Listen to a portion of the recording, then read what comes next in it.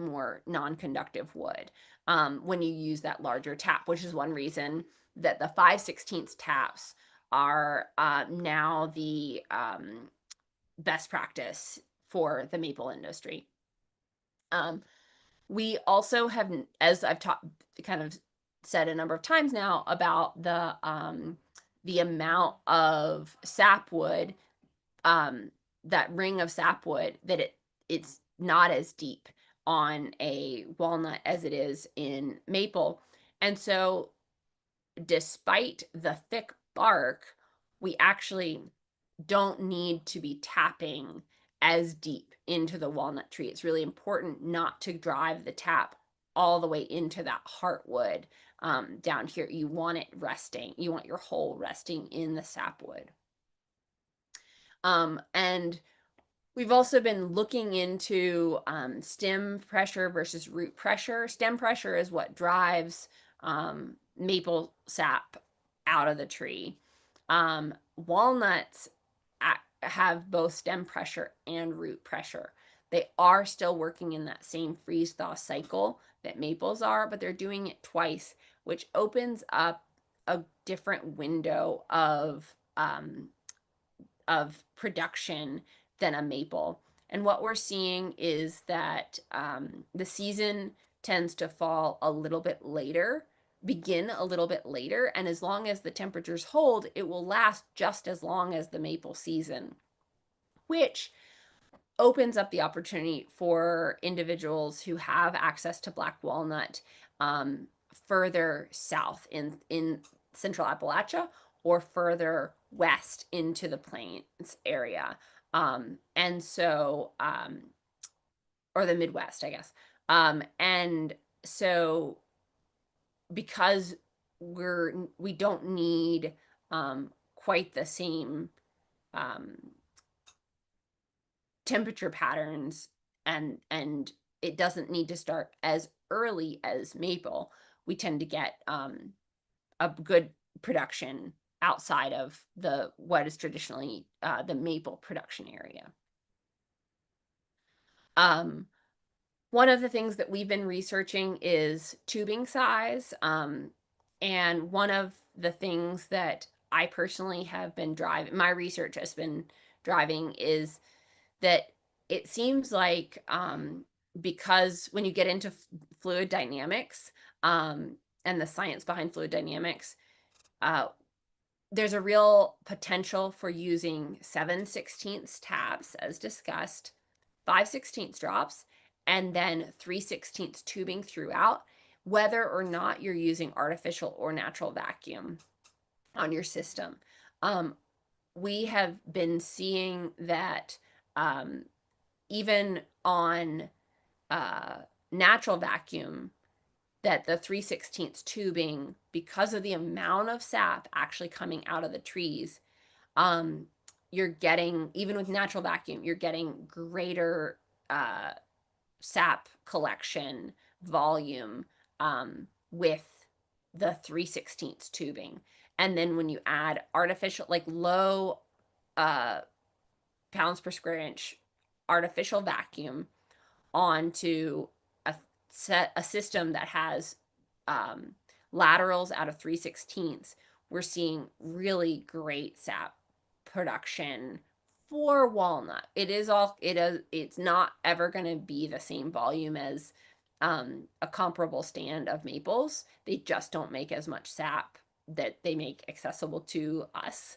But we do see a significant increase when right now, the research is showing so far that using the 3/16 laterals is going to give you more sap per tap.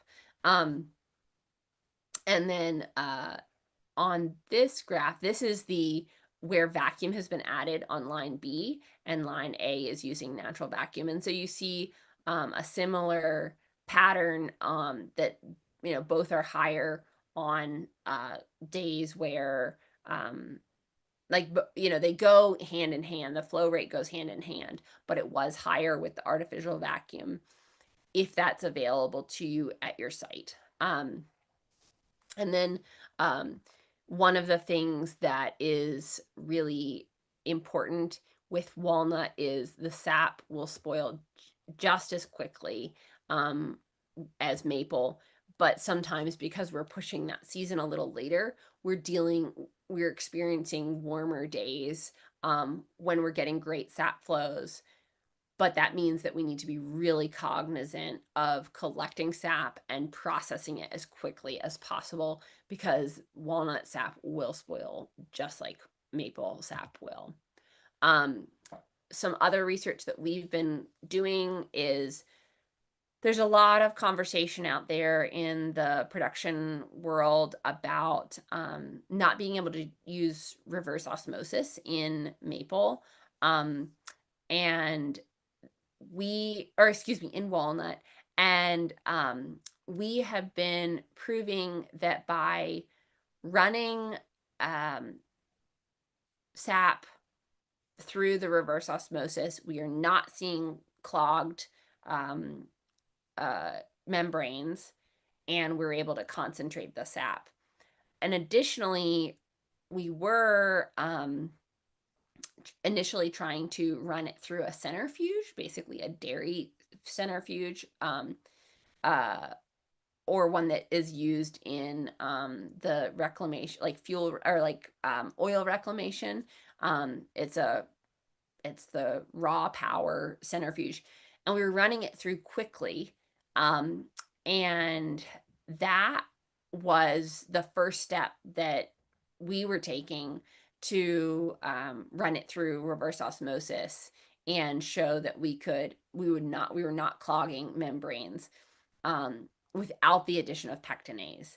And we then this last year actually removed the centrifuge from the process, and we were still seeing sap was able to be concentrated via reverse osmosis, and we still weren't seeing um, clogged membranes as long as they were back flushed promptly. I think it does take potentially because of some other compounds in the sap, it may be more important to take a little more care of your membranes than with maple potentially.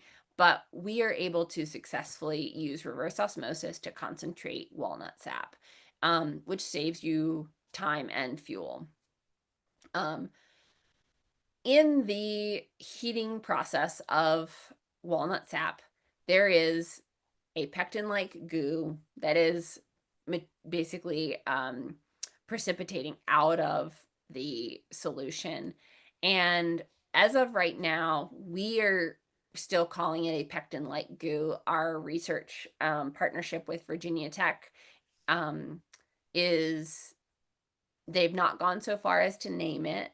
They're saying it's really, really, really similar to pectin, but it's not chemically exactly the same as pectin.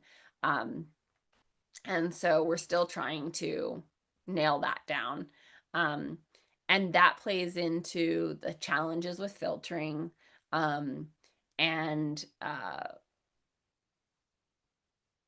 so far, we have not had any success in running walnut syrup through a filter press. We've only had success with it going through um, a, a cone filter at a slower rate.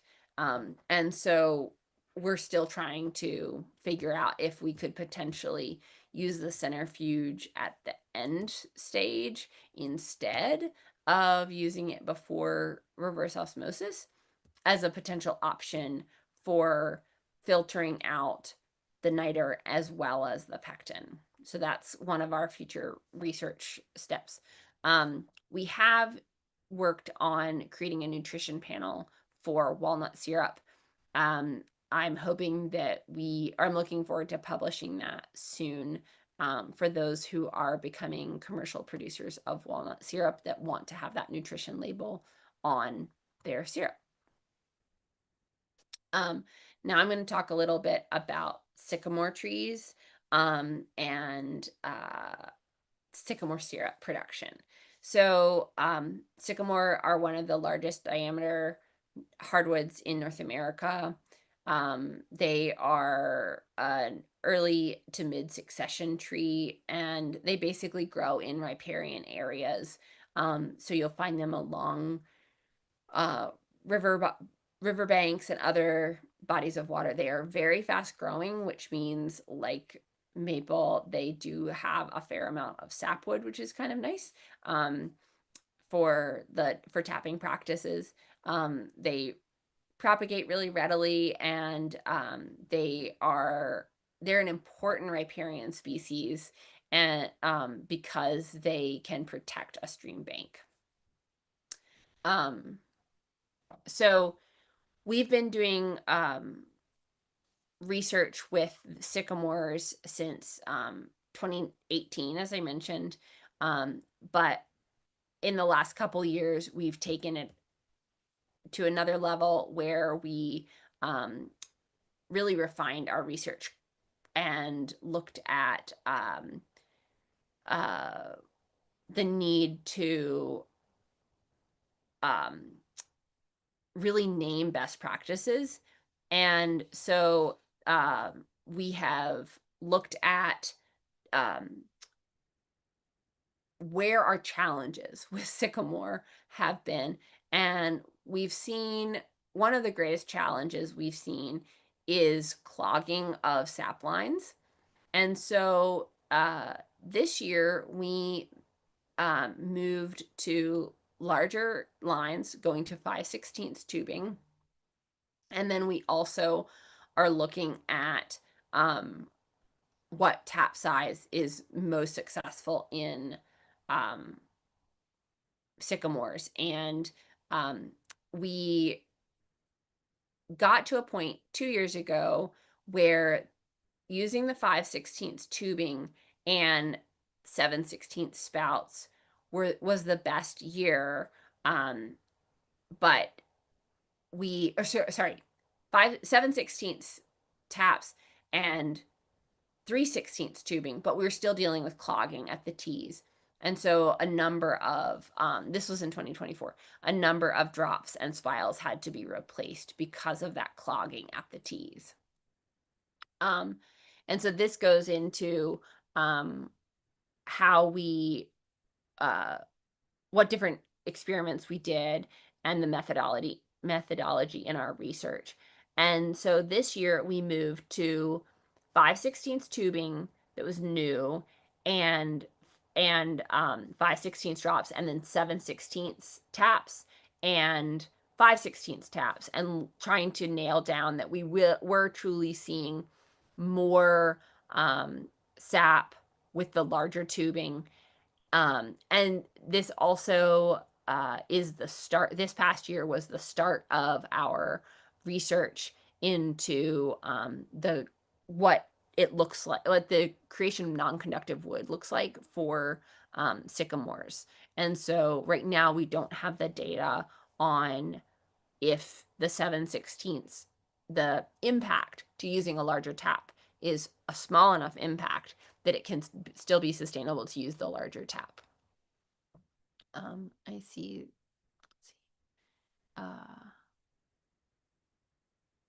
Okay.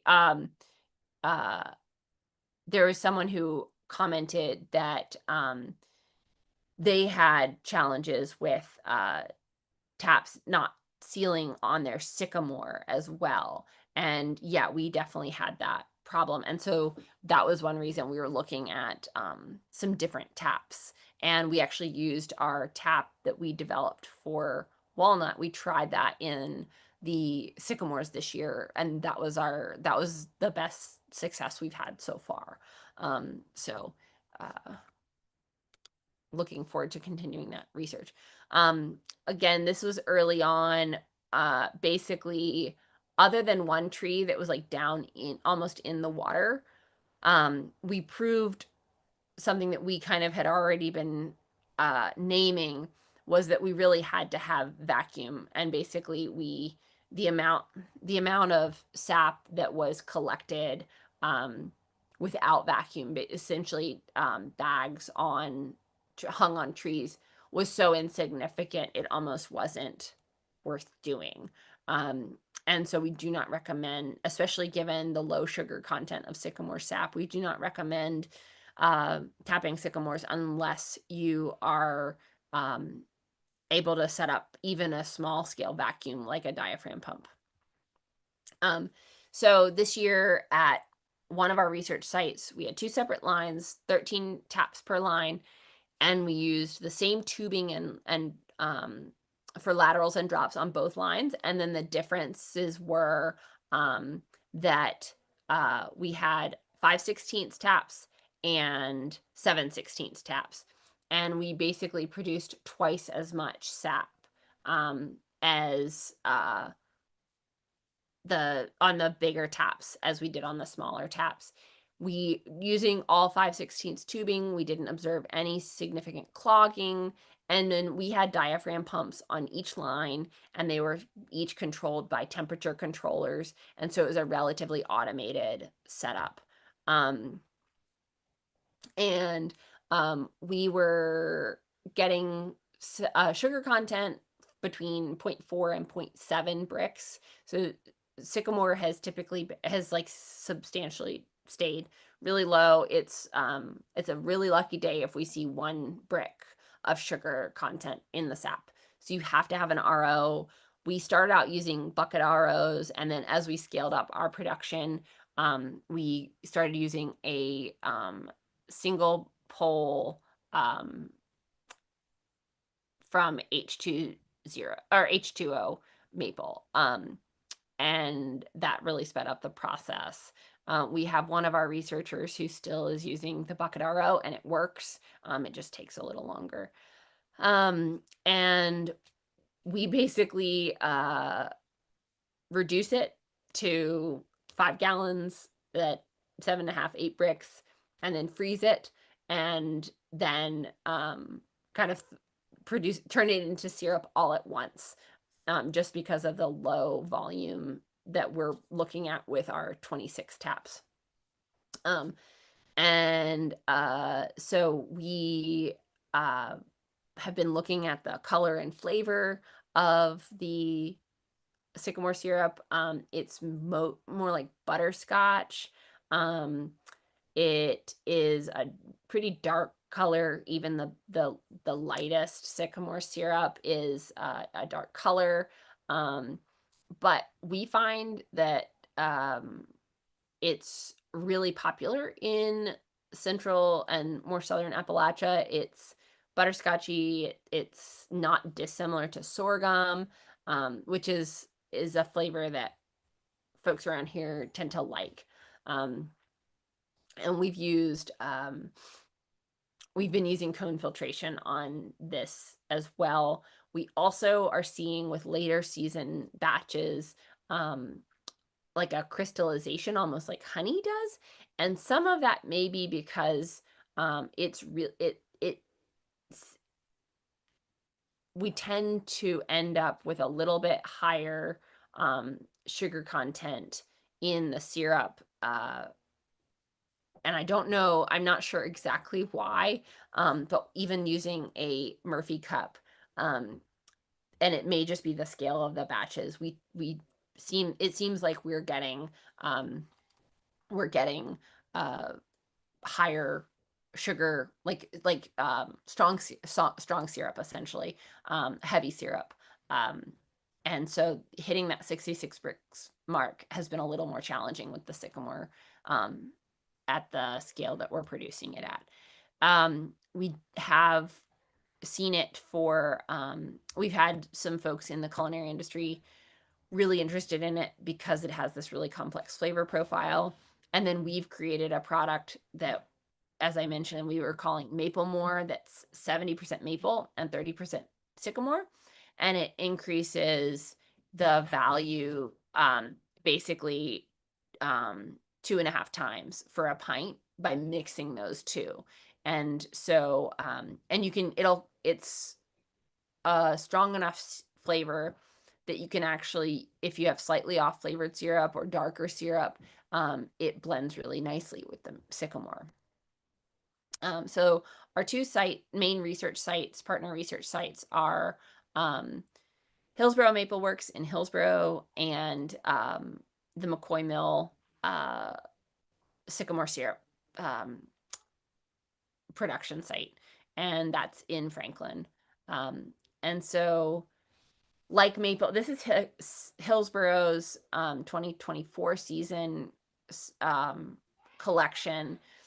Um, Basically, so the blue line on the upper graph, the blue line is sycamore, and the green and yellow are their two maple lines.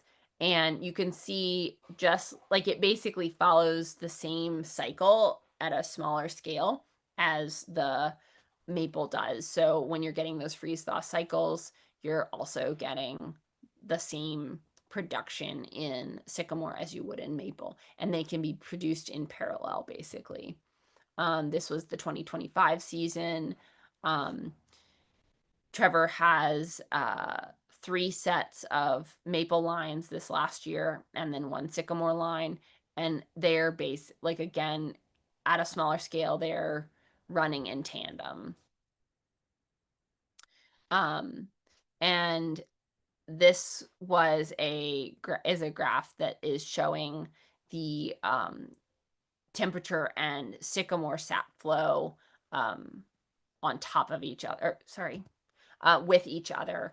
And so you can see, when you're getting those really big swings, you're getting a huge run of sap relative to everything else, similar to the maple. This is the 2024 sap season with the mill. At that point, we only had one sap line there.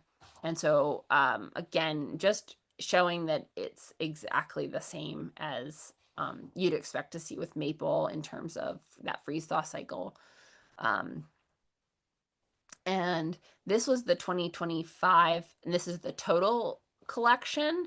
And then this one graph shows the volume produced on the 7/16 are the blue bars here, and then the freeze thaw cycle.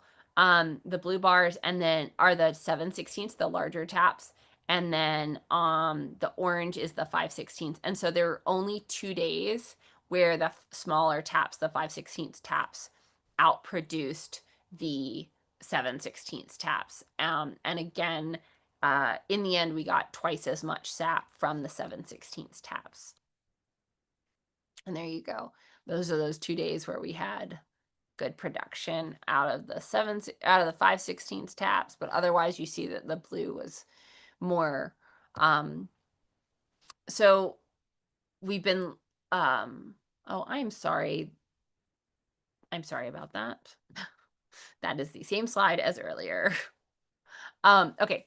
One other piece that we've been looking at in partnership with Virginia Tech, and then more in-depthly, is with West Virginia State University and Dr. Yang Jin Jung. She's been researching in her lab the physicochemical data of walnut and sycamore versus maple syrup.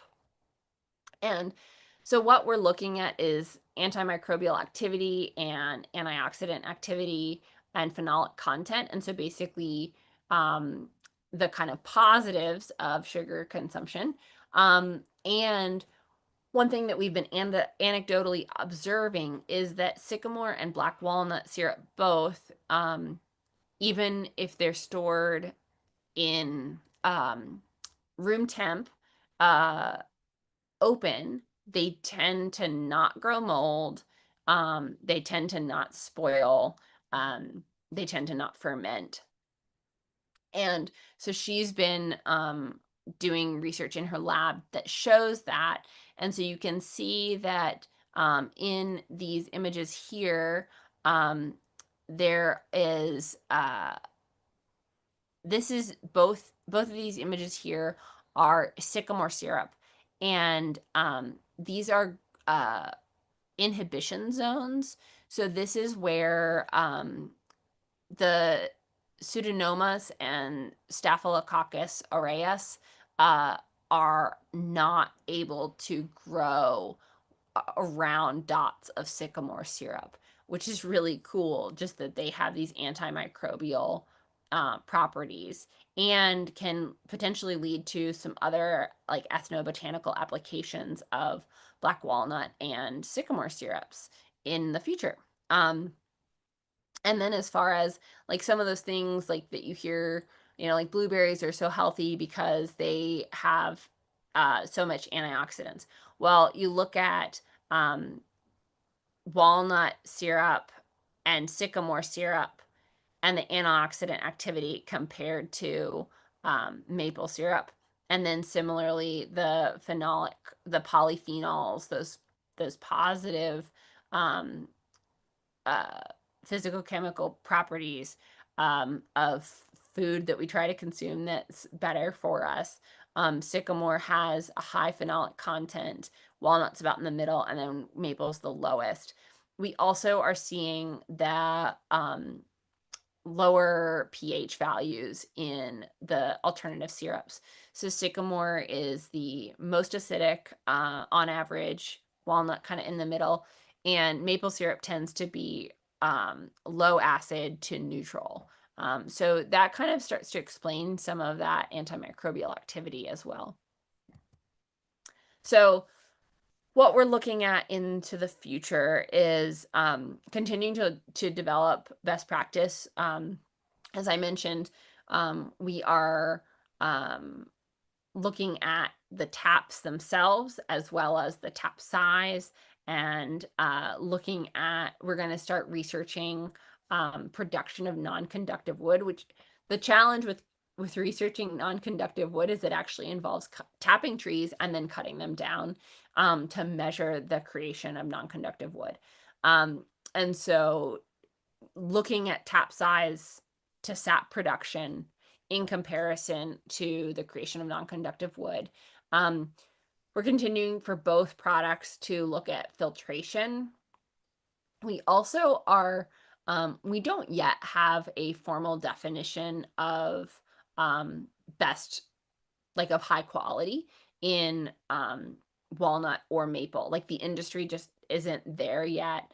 And so that's something that we're working with Virginia Tech and with West Virginia State University on tasting panels that actually define quality product. And then, as I mentioned, in sycamore and in walnut, there's a challenge with measuring measuring to 66 Brix, or the legal definition of syrup. And so, especially in walnut, because of the pectin, if all of the pectin is not removed, you can start to create like a walnut jelly instead of syrup. And it just makes it more challenging to actually measure that sugar content to get it to that legal definition of syrup at 66 Brix. We're continuing to look at ethnobotanical applications. What is that pectin-like goo? The looking at other the further looking at more samples, proving what we've identified so far as the phenolic content and antioxidant activity and antimicrobial activity. We're waiting to hear an announcement on a grant that would take us another step further in partnership with West Virginia State.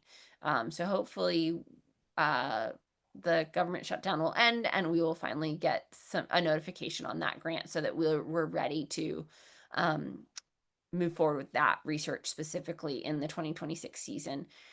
We're also looking at other applications of walnut and sycamore syrup as far as like value-added products, and such as maple more and maple nut blends of syrup, as well as opportunities for freeze drying the product and utilizing it as an additive in other foods such as yogurts, especially and it's been identified that, or anecdotally discussed that the pectin-like goo is anti-inflammatory.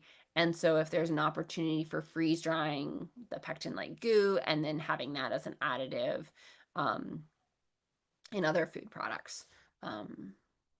And I look forward to working with more kind of citizen scientists to further our research, because that's one of the things that we try to do with at Future Generations in our syrup research is use real world producers and have a real impact by asking real questions to folks who are on the ground doing the work in the field, and not isolated, whether it's in our own perfectly managed research woodlot. We don't have that. We don't have one.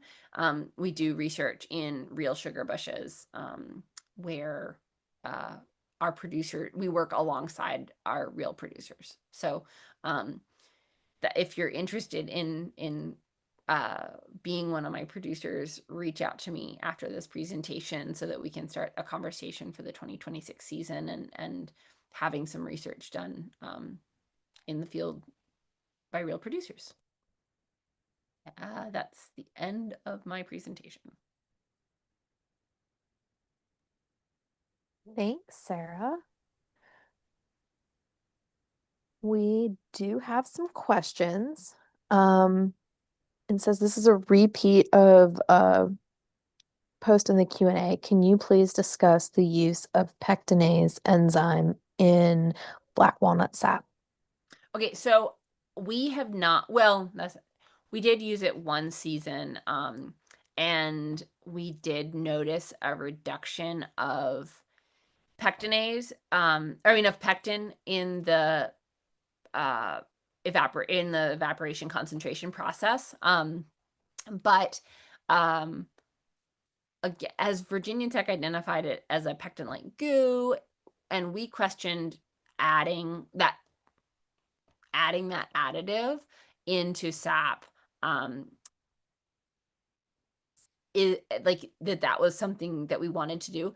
And then as we also began to hear these anecdotal reports of the anti-inflammatory processes of the pectin-like goo, as its own value-added product, we also questioned not wanting to remove it from the syrup production process.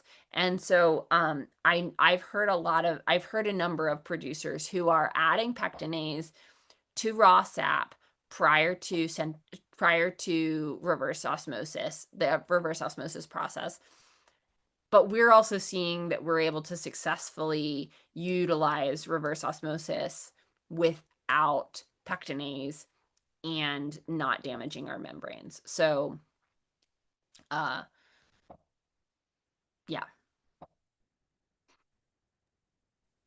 Thanks, Sarah. We have another question here. If that doesn't answer your question, keep asking it. All right. We have another question here. This is from Melanie. Can you do more taps per black walnut tree than maple since they quickly cover tapping scars? So we have not gone so far as to change the recommendations to differ from maple, but we have observed so far we are able to add a second tap without decreasing the sustainability of the tapping practice. Instead of looking at it so in maple, you're looking at 8 to 10 inches before you're adding your first tap. We still recommend a walnut tree being that size, that 8 to 10 inches before tapping it initially. But then looking at more like 16 to 18 inches for potentially adding that second tap. The big thing to observe is the growth rate in your own woods. If you're getting good growth rate, and walnuts tend to grow faster when they are younger. And so you are likely getting a younger tree at that 8 to 10 inches in a black walnut than you are in a maple. And similarly, you're still seeing a younger tree at that 16 to 18 inches instead of the 18 inches plus for adding a second tap. Um, I see the question, how do I recommend drilling tap holes and do I tap in the ridge or ravine? I tried to tap in the ravine. Sometimes what that means is I actually have my I have a knife in the wood in my pocket, a pocket knife. I have a pocket knife, that's the word. In my pocket. And sometimes what I'll do is actually like um uh plane away some of the bark so that I have more space to work for setting my tap. But I tend to tap in a ravine, but I go try to go for a wider one.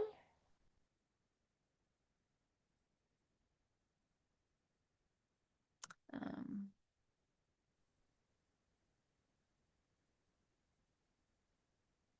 How deep, Sarah?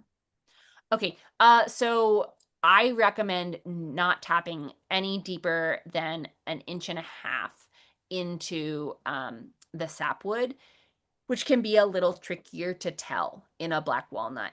But I try and go basically I measure my stop at 1.5 inches on my um drill.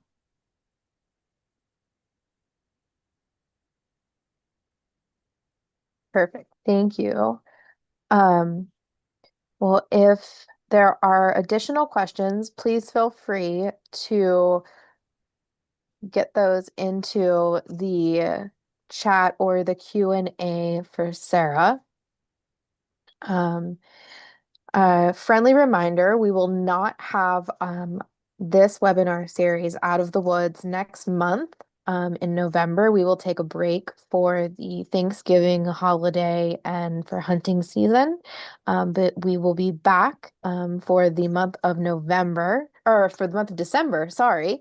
So you will see us back here again on December 18th. So I hope everyone has a wonderful Thanksgiving holiday that celebrates.